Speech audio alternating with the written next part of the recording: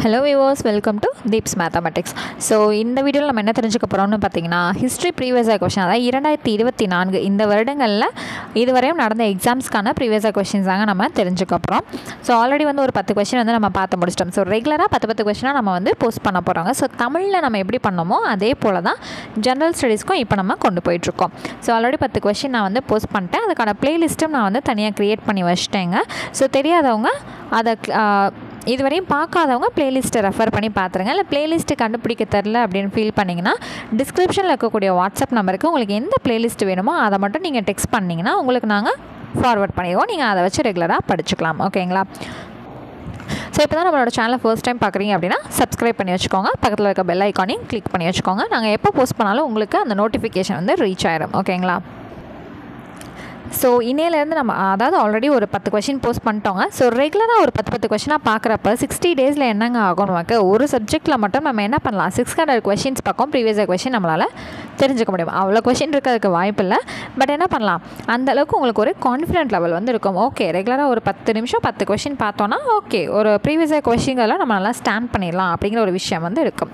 ஓகேங்க, இன்றைக்கான ஃபர்ஸ்ட் கொஷினுக்குள்ள நம்ம போயிடலாம். The two Mughal emperors who wrote their autobiographies were. 2 முகலாய அரசர்கள் வந்து அவங்களோட ஆட்டோபயோகிராஃபி வந்து எழுதியிருக்காங்க. யார் அப்படின்னு வந்து பார்த்தீங்கன்னா பாபர் அண்ட் ஜஹாங்கீர். ஓகேங்களா? யாருங்க அந்த 2 பேர்? பாபரும் ஜஹாங்கீரும். நல்லா பார்த்துக்கோங்க, 2 முகலாய பேரரசர்கள். ஓகேங்களா? ஓகே, இன்னைக்கான செகண்ட் கொஸ்டின் வந்து போயிடலாம்.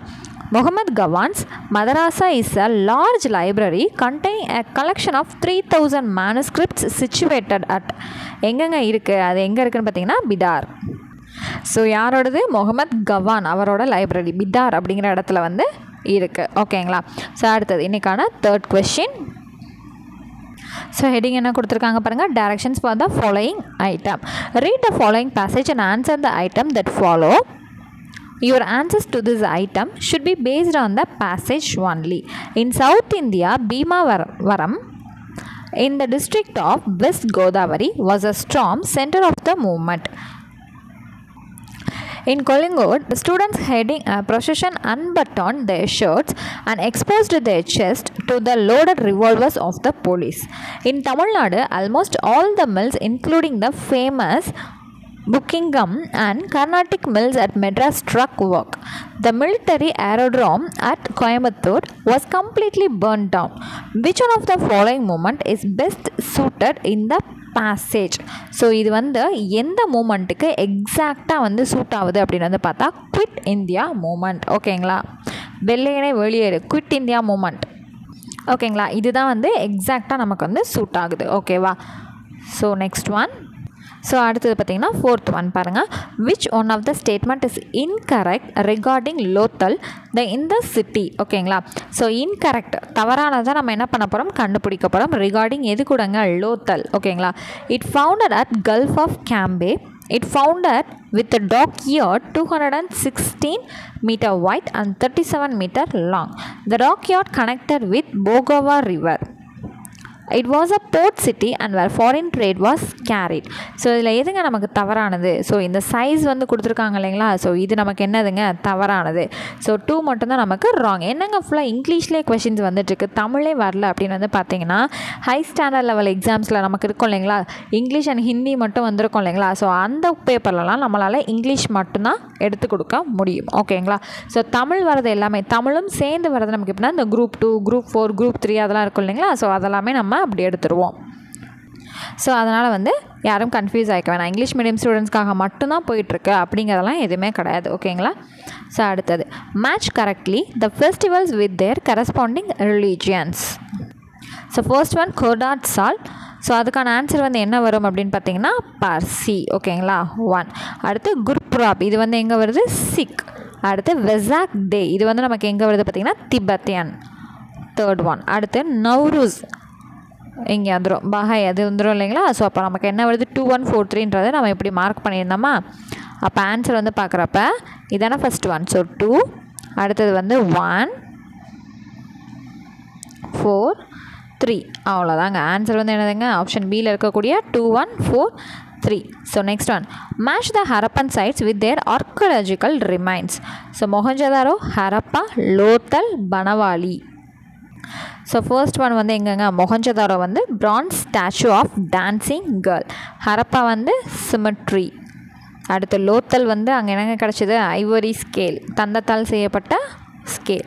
அடுத்து பனவாலி வந்து டெரகோட்டா ப்ளக். அப்போ எப்படி வரும் 2 1 4 3 அவ்வளோதான். ஆப்ஷன் எப்படிங்க வருது 2 1 4 3 எங்கே இருக்குது ஆப்ஷன் சியில் இருக்குது. So next one which of the following statements are true about original inhabitants and their culture.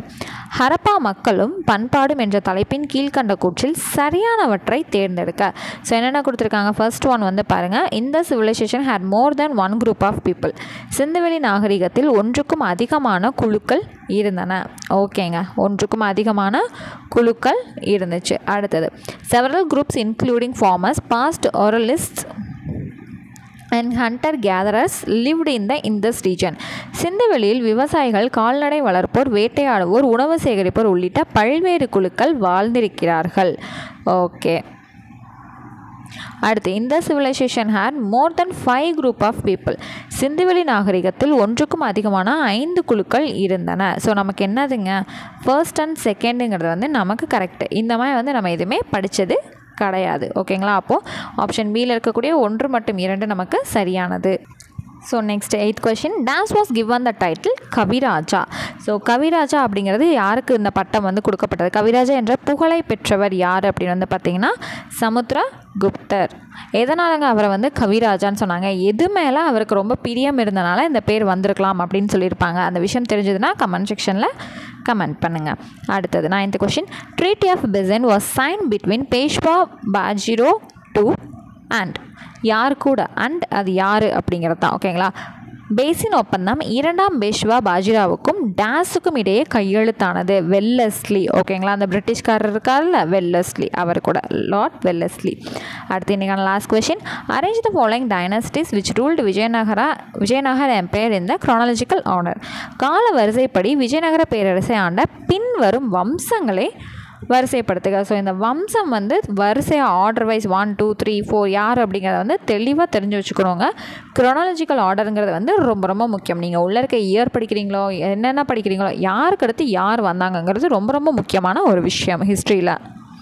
So history அப்படின்னு எடுத்துக்கிட்டாலே கண்டிப்பாக அந்த குரோனாலஜிக்கல் ஆர்டருங்கிறது ரொம்ப ரொம்ப முக்கியங்க. அது இல்லாத கொஷின் பேப்பரே இருக்க முடியாது. ஓகேங்களா, ஃபஸ்ட்டு வந்து யாருங்க வருவா, சங்கமா டைனாஸ்டி. அடுத்தது வந்து யார்,